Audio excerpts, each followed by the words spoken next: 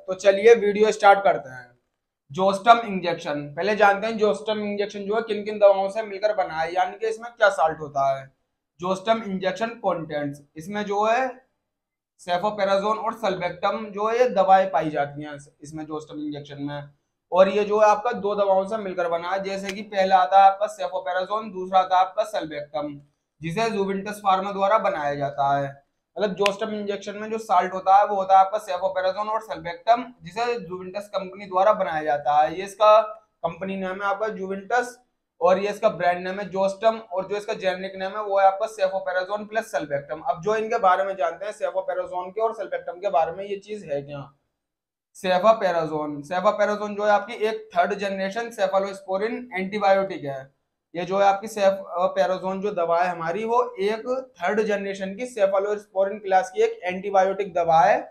इसका इस्तेमाल it killed bacterias positive and negative bacterias, और इसका जो इस्तेमाल होता है सेफापेराजोन का, वो gram negative and gram positive bacterias को खत्म करने में लिया जाता है। जो सेफालोस्पोरिन क्लास की थर्ड जनरेशन की एक एंटीबायोटिक दवा है, इसका इस्तेमाल gram positive and gram negative bacteria को खत्म करने में लिया जाता है। अब जानते हैं सल्बेक्टम के बारे में, जैसे कि सल्बेक्टम का इस्तेमाल किस तरह से होता है। सल्बेक्टम जो है एक आपका बीटा लैक्टमस इनहिबिटर है।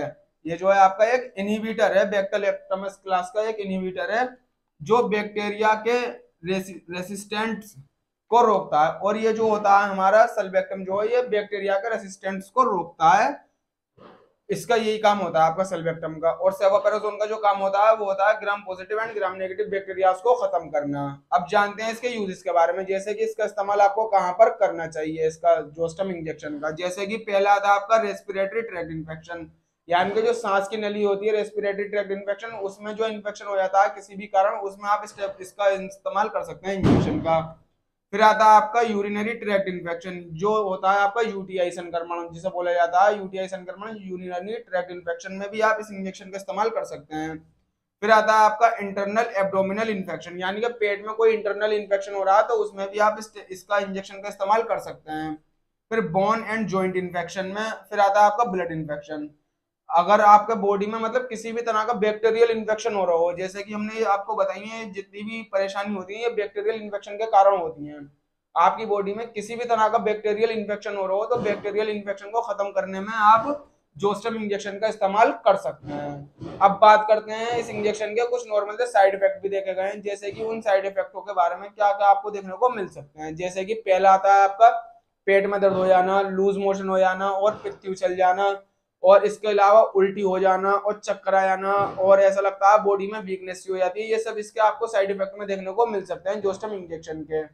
अब बात करते हैं इस इंजेक्शन की उसके बारे में, डोज के बारे में।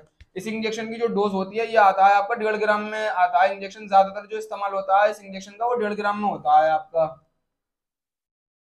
जिसमें कि 1000 mg में जो रहता है वो रहता है आपका सेफोपेराजोन, और 500 mg में जो आता है वो आता है आपका सल्बेक्टम। और इस इंजेक्शन का जो इस्तेमाल होता है वो आप इसका इस्तेमाल कर सकते हैं 12 घंटे के अंतर से।